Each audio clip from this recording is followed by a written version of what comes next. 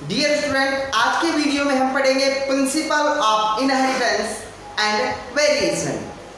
Inheritance के principal या inheritance की थ्योरी के बारे में पढ़ने से पहले हम कुछ बेसिक टर्म के बारे में डिस्कशन कर लेते हैं। देखिए सबसे पहले देखते हैं हेरिडिटी क्या होती है। What is the heredity? Heredity का मतलब होता है जो पेरेंट्स होते हैं, पेरेंट्स के जो कैरेक्टर होते हैं वो ऑफस्प्रिंग में ट्रांसफर हो जाते हैं।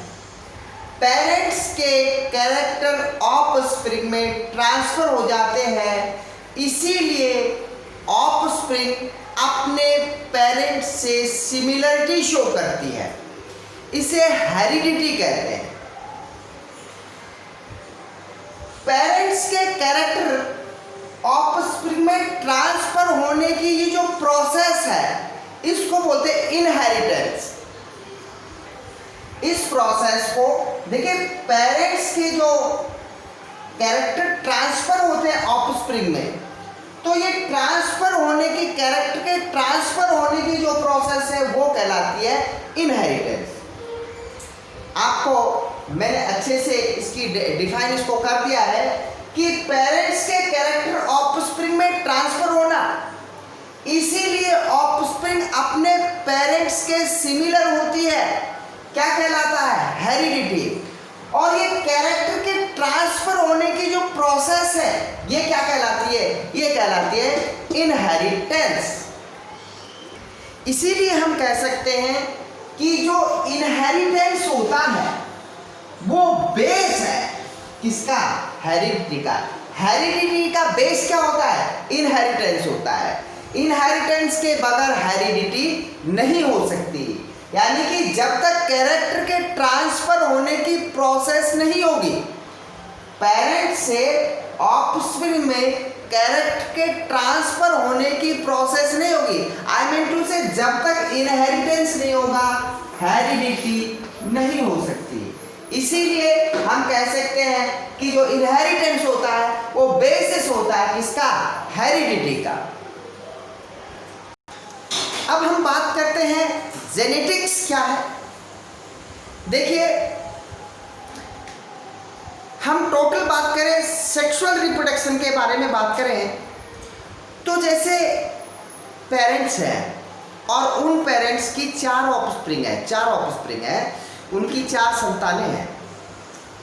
तो वो जो चार ऑफस्प्रिंग है, चार प्रोजेनी है, 4 प्रोजेनी है, उनके अंदर उनके कैरेक्टर अपने पेरेंट्स से तो मैच खाएंगे, लेकिन वो एक दूसरे से डिफर होंगे थोड़े थोड़े। कहने का मतलब एक ही पेरेंट्स की मान लीजिए 4 संतानें हैं, तो उन चारों ऑफस्प्रिंग में उन चारों संतानों के अंदर थोड़ा थोड़ा डिफरेंस होगा। ये डिफरेंस ही वेरिएशन कहलाता है। वेरिएशन का मतलब होता है डिफरेंट होना, अंतर होना।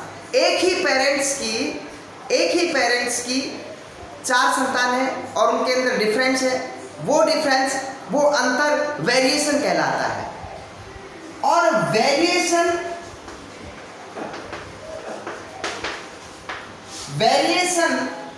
और हेरिडिटी दोनों की जो स्टडी है वो कहलाती है जेनेटिक्स।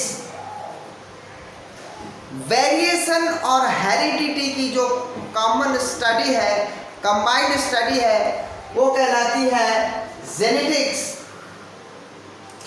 देखिए, फादर ऑफ जेनेटिक्स के बारे में शुरू में किसने बताया था? स्टार्टिंग में किसने इसको डिस्कवर किया था? जेनेटिक्स की थ्योरी के बारे में किसने बताया था? तो वो पहले साइंटिस्ट थे जॉन ग्रेगर मेंडल।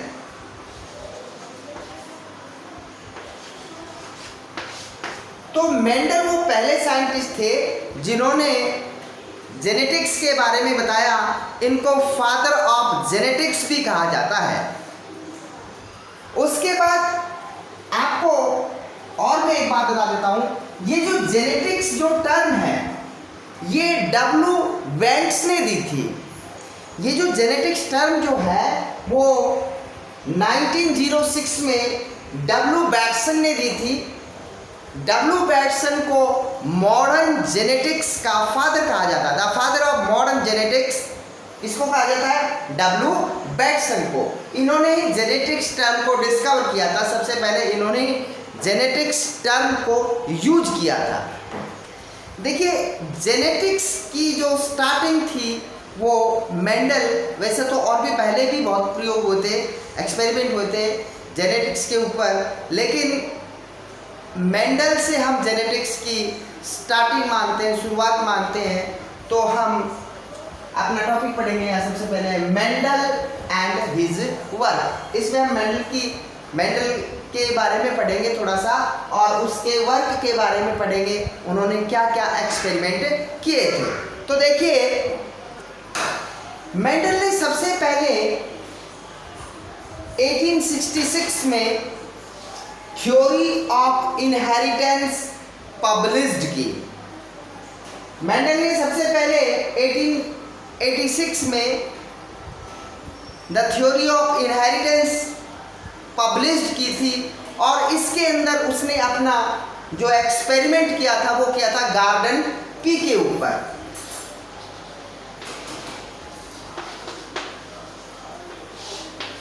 मेंडल ने अपने टोटल जो एक्सपेरिमेंट किए थे वो गार्डन पी पे किए थे।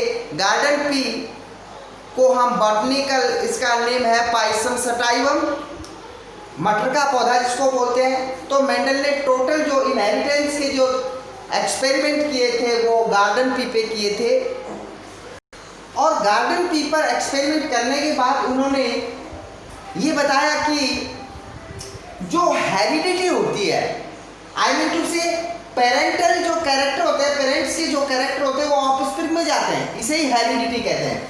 तो मेंडल ने बताया कि हेरिडिटी जो होती है, यानी कि पेरेंट्स के कैरेक्टर जो ऑफस्प्रिंग में जाते हैं, उनके लिए रिस्पॉन्सिबल एक एलिमेंट होते हैं।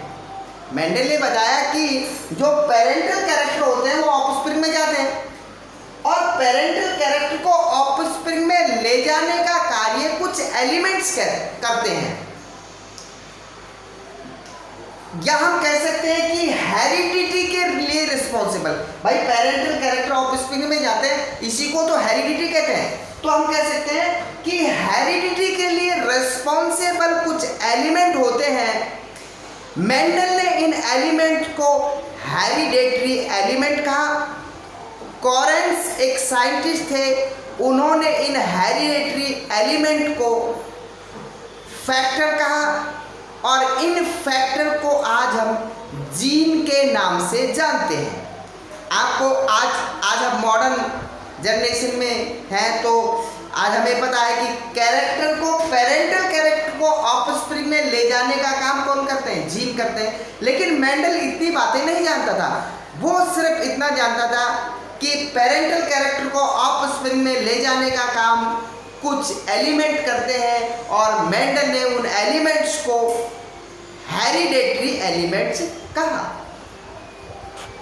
मेंडल ने अपने एक्सपेरिमेंट जो किए थे वो किए थे 1856 और 1863। कहने का मतलब मेंडल ने जो अपने एक्सपेरिमेंट किए थे वो लगभग 7 इयर्स या 7 साल तक किए थे, और इस पे किए थे पी प्लांट पर, मटर के पौधे पर। मटर का पौधे का बॉटनिकल नेम, पी प्लांट का बॉटनिकल नेम क्या है? Pisum sativum. तो मेंडल ने जो अपने एक्सपेरिमेंट किए थे वो 7 इयर्स तक किए थे, यानी कि हम कह सकते हैं 1856 से 1863 तक किए थे। और मेंडल ने इस एक्सपेरिमेंट के लिए पी प्लांट की लगभग 34 वैरायटी, 34 या 34 वैरायटी सेलेक्ट की थी, इनमें से 34 वैरायटी में से उन्होंने अपने एक्सपेरिमेंट जो किए थे वो 22 वैरायटीज पर किए थे। पी प्लांट के अंदर बहुत सारे कैरेक्टर होते हैं, लेकिन मेंडल ने केवल 7 पेयर ऑफ कैरेक्टर को चूज किया था। या हम कह सकते हैं 7 पेयर ऑफ कैरेक्टर का मतलब होता है, ये जो 7 पेयर ऑफ कैरेक्टर थे ये कॉन्ट्रास्टिंग कैरेक्टर थे। अब कॉन्ट्रास्टिंग कैरेक्टर क्या होता है मैं आपको बताता हूँ, ठीक है।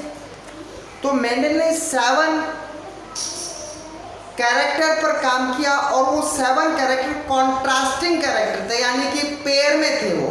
तो पहला कैरेक्टर क्या है, और मैं आपको ये भी बताऊंगा कि कॉन्ट्रास्टिंग कैरेक्टर क्या होते हैं। मेंडल ने बहुत सारे कैरेक्टर में से केवल 7 कैरेक्टर को चूज किया और 7 कैरेक्टर में से भी उन्होंने 7 pair of character contrasting character को चूज किया। ये पेयर में होते हैं। जैसे पहला कैरेक्टर है सीड शेप। तो सीड की जो शेप होती है वो या तो गोलाकार होती है, राउंड हो सकती है, या वो व्रिंकल हो सकती है। कहने का मतलब ये दोनों कैरेक्टर एक दूसरे का अपोजिट है। जैसे प्लांट टाल या ड्वार्फ, येलो या ग्रीन। तो ये जो कैरेक्टर है भाई, प्लांट का जो कलर, उसका सीड का जो कलर होता है, मान लीजिए ग्रीन होगा या येलो होगा। 2 ही कैरेक्टर होते हैं सीड के, 2 ही कलर होते हैं सीड के। पी प्लांट का जो सीड होता है उसके 2 ही कलर होते हैं, या तो येलो या ग्रीन। तो ये दोनों कॉन्ट्रास्टिंग कैरेक्टर है, या तो ग्रीन आएगा या येलो आएगा। तो ये कैरेक्टर एक दूसरे के अपोजिट है, यही कैरेक्टर कहलाता है कॉन्ट्रास्टिंग कैरेक्टर। जैसे पहला कैरेक्टर क्या है सीड शेप। तो सीड शेप या तो सीड की शेप राउंड हो सकती है या सीड की शेप व्रिंकल हो सकती है। तो ये एक दूसरे के अपोजिट कैरेक्टर है, या तो कैरेक्टर ये आएगा या ऑफस्प्रिंग के अंदर कैरेक्टर ये आएगा। तो ये एक दूसरे के अपोजिट कैरेक्टर है, इनको ही कॉन्ट्रास्टिंग कैरेक्टर कहते हैं। पहला कैरेक्टर पेयर में है, राउंड या व्रिंकल, या तो सीड गोल हो सकता है या व्रिंकल हो सकता है, झुर्रीदार हो सकता है। एक और मैं आपको बात बता देता हूं, ये जो राउंड कैरेक्टर है ये डोमिनेंट कैरेक्टर है। व्रिंकल जो कैरेक्टर है वो रिसेसिव कैरेक्टर है। इसका मतलब क्या होता है, सपोज करो हम 20 प्लांट उगाते हैं, 20 प्लांट उगाते हैं 20 किसी गार्डन में। तो उनके सबके जो सीड की शेप होगी, उनमें जो सीड बनेंगे और उन सब की जो सीड शेप होगी, सीड की जो शेप होगी वो कैसी होगी, राउंड होगी। सबकी क्या होगी, राउंड होगी। इसका मतलब ये राउंड कैरेक्टर सबके अंदर आ रहा है। इसका मतलब ये कैरेक्टर है डोमिनेंट कैरेक्टर है। यदि हम उन्हीं सीड को दोबारा से उगाएं, फिर से उगाएं, रिवाइज करके उगाएं, तो हो सकता है कुछ प्लांट्स व्रिंकल सीड वाले आए। तो यहाँ पर व्रिंकल सीड अपने आप को बाद में शो कर रहा है, तो ये कैरेक्टर कहलाएगा रिसेसिव कैरेक्टर। व्रिंकल वाला कैरेक्टर कहलाएगा रिसेसिव कैरेक्टर। दूसरा कैरेक्टर लेते हैं। तो दूसरा कैरेक्टर भाई 7 कैरेक्टर में से पहला कैरेक्टर हमने देखा, इसके कॉन्ट्रास्टिंग कैरेक्टर देखे। अब हम देख रहे हैं दूसरा कैरेक्टर, सेकंड कैरेक्टर देख रहे हैं सीड कलर। सीड कलर के भी 2 कैरेक्टर है, 2 contrasting character, 2 pair of character. जैसे सीड या तो येलो हो सकता है या ग्रीन हो सकता है। ज्यादातर प्लांट का, जैसे 100 प्लांट है, 100 प्लांट है, तो उनके अंदर लगभग 75% जो प्लांट होंगे वो येलो, वो ऐसे प्लांट होंगे जिनके सीड का जो कलर है वो येलो है। इसका मतलब ज्यादातर प्लांट्स के अंदर जो सीड है वो येलो कलर शो कर रहे हैं। इसका मतलब ये कैरेक्टर डोमिनेंट कैरेक्टर है, इफेक्टिव कैरेक्टर है, प्रभावशाली कैरेक्टर है, अपने आप को शो करता है। जो शो कर रहा है वो प्रभावशाली, जो शो नहीं करता अपने आप को वो रिसेसिव कहलाता है। ग्रीन कैरेक्टर, यहाँ पर ग्रीन जो कैरेक्टर है वो रिसेसिव कैरेक्टर है, अपने आप को अच्छे से शो नहीं कर पाता। जब हम नेक्स्ट जनरेशन में प्लांट को बार बार ग्रो करते हैं तब ये कहीं जाके अपना कैरेक्टर शो करता है। सीड का जो कलर है ग्रीन आ सकता है, बाकी येलो ही होता है। कॉन्ट्रास्टिंग कैरेक्टर में थर्ड कैरेक्टर है फ्लावर कलर। तो फ्लावर का जो कलर है या तो वॉयलेट हो सकता है या वाइट हो सकता है। अब ज्यादातर प्लांट के अंदर वॉयलेट कलर ही आएगा, फ्लावर का जो कलर होगा वो वॉयलेट आएगा। क्यों? क्योंकि वॉयलेट कैरेक्टर डोमिनेंट कैरेक्टर होता है। फोर्थ कैरेक्टर है पॉड शेप। पॉड शेप का मतलब होता है फली की आकृति। जो पी प्लांट के अंदर, मटर के पौधे के अंदर जो फली आती है उसकी शेप, तो उसकी शेप फुल होगी, फूली हुई होगी या कॉन्स्ट्रिक्टेड होगी, सिकुड़ी हुई होगी। तो ज़्यादातर जो फली होती है, पॉड्स होती है, उनकी जो आकृति होती है, शेप होती है, फूली हुई होती है। इसका मतलब it is a character of dominant character and constricted pod are recessive character.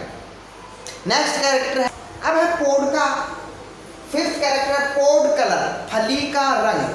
तो आपको पता है मटर की जो फली होती है उसका कलर ग्रीन ही होता है अमूमन, तो ग्रीन कैरेक्टर, इसका मतलब डोमिनेंट कैरेक्टर, ज्यादा प्लांट के अंदर शो हो रहा है, डोमिनेंट कैरेक्टर। येलो पोड नहीं होती है, तो होती है लेकिन बहुत कम होती है, इसका मतलब ये कैरेक्टर रिसेसिव कैरेक्टर है।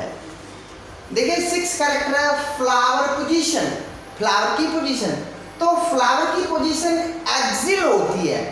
एक्सिल का मतलब होता है, देखिए ये जैसे लीफ है, यहाँ से कोई ब्रांच लीफ निकल रही है, तो फ्लावर यहां से निकलेगा।